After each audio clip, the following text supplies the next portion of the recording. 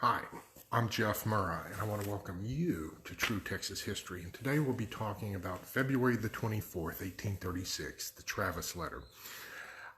I've always liked the Travis Letter, and in my mind, it's one of those things that I feel like kids should know. But these days, not everybody knows. But let me go ahead and read it, and we'll talk about it. It's a short little letter. Commandancy of the Alamo, Behar, February 24th, 1836. To the people of Texas and all Americans in the world. Fellow citizens and compatriots, I am besieged by 1,000 or more of the Mexicans under Santa Anna. I have sustained a continued bombardment and cannonade for 24 hours and have not lost a man. The enemy has demanded a surrender at discretion. Otherwise, the garrison are to be put to the sword if the fort is taken. I have answered the demand with a cannon shot, and our flag still waves proudly from the walls. I shall never surrender or retreat. Then I call on you in the name of liberty, of patriotism, and everything dear to the American character, to come to our aid with all dispatch. The enemy is receiving reinforcements daily and will no doubt increase to 3,000 or 4,000 in 4 or 5 days. If this call is neglected, I am determined to sustain myself as long as possible and die like a soldier who never forgets what is due to his own honor and that of his country, victory or death. William Barrett Travis, Lieutenant Colonel, Commandant. P.S. The Lord is on our side. When the enemy appeared in sight, we had not 3 bushels of corn. We have since found in deserted houses 80 or 90 bushels and got into the walls 20 or 30 head of beeves. Travis. I'm surprised I was able to read that with a straight face this time. Now, typically, when I hear the Travis Letter, or when I've heard it sang, I tear up. But I want to go ahead and talk about a few things in the letter since this is the anniversary of it. Of course, I like the opening, to the people of Texas and all Americans in the world. Now, at the time this was written, the term American referred to people who lived in the Americas, in North America. It was not something unique to the United States, because there was some effort to view North America as a special place, not just as the United States, but to all that. Now, at the time Travis wrote this, he was right. The Mexican forces had bombarded the city. Now, there's a lot of debate about how many Mexican troops were there.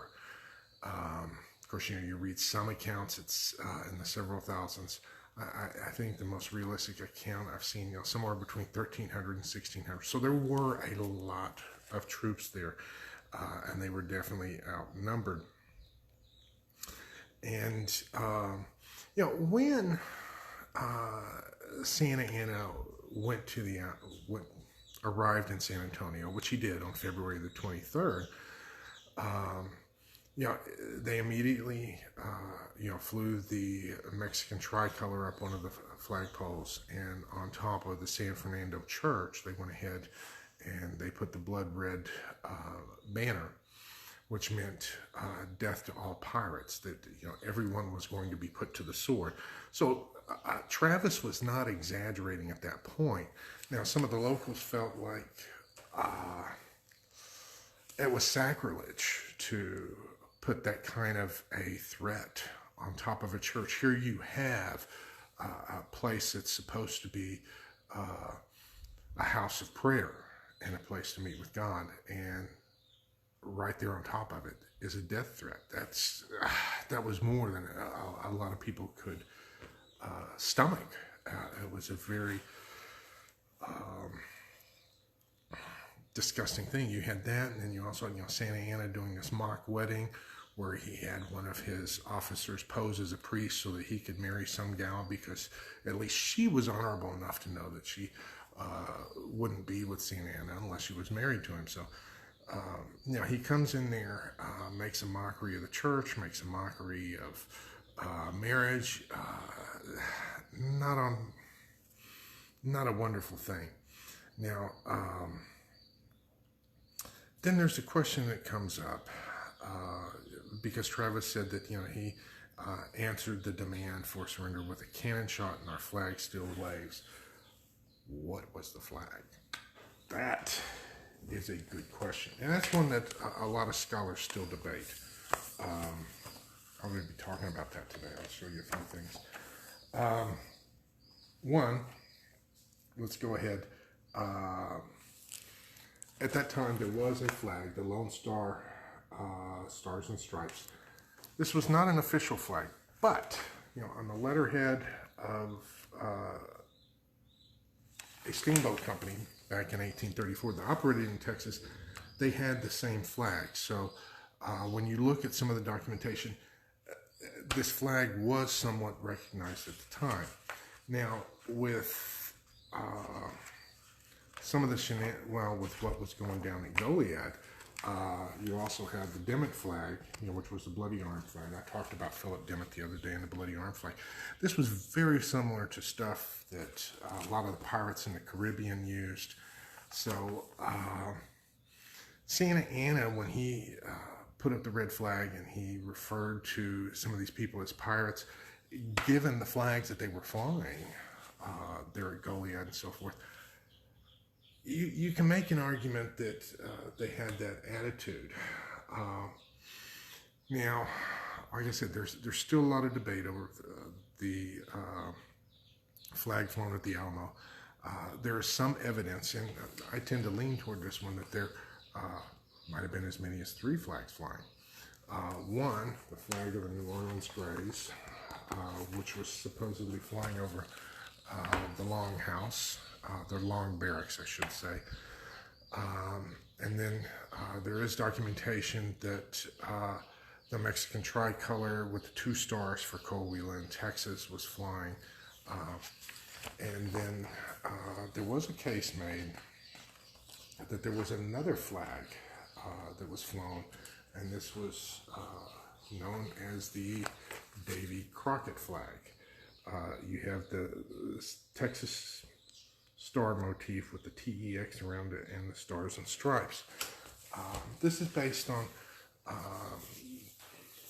some of the documentation of the people in the area that witnessed things, and as time goes by, those seem to be, you make a case for each of those. Now, I say 3 flags because there was a flag over the barracks, there was the main flag, the highest flying flag at the flagpole, which supposedly had the Crockett flag, and then another flagpole that had the either the 2 stars or the 1824, either one of those. Case can be made, but it's quite possible that there were 3 of them flying.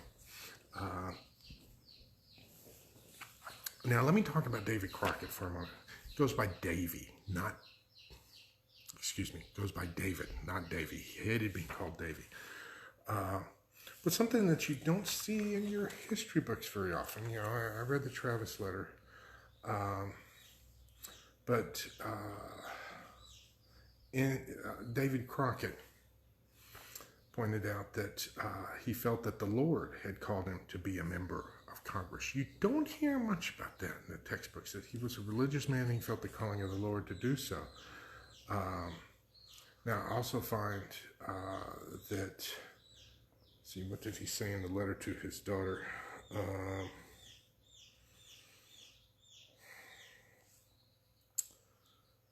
Oh, I thought it was here.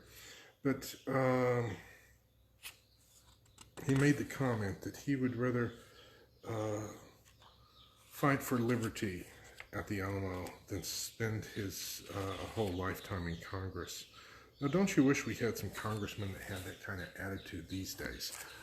That would make a difference if they really cared about liberty as opposed to staying in office. These days, we've got Congress critters that care more about staying in office than they do about preserving liberty. And, also in Travis's letter, this was, very different than today. Back then, you had men like David Crockett. And also, manhood was associated with soldiers. They weren't hesitant to mention the Lord and the Lord being on their side. You don't find this in a lot of documents, especially for those for public consumption. Like this, I call on you in the name of liberty, of patriotism, and everything dear to the American character. See, back then, American character meant a love of liberty. It had a unique meaning. Nowadays, what's it mean to be an American? It's not about fighting for your liberties anymore. It's more like, what can the government give me? We've come a long way since the time that William Barrett Travis penned that letter. And there's some lessons in the letter that need to be instilled and learned with our young people. And I'm hoping you spend some time today to go ahead and read the letter for yourself. Think about what it means as a Texan. It stirs my heart. And hopefully you learn a few things about the Alamo and the flags there. Sorry I was out of pocket there for a few days, but I'll be filling you in on aspects of the siege and what was going on, not only there, but other places in Texas. Keep in mind that officially Texas had not declared its independence, so there was no specific Texas flag other than the ones that people brought. And also, it was at that same convention we declared independence where Sam Houston was officially made the commander-in-chief of it all. So he somewhat had authority, but not totally. So, some people say, well, Travis disobeyed orders. No, there's some question as to the legitimacy of all that. So, until next time, this is Jeff Murrow wishing you vaya con Dios. Bye.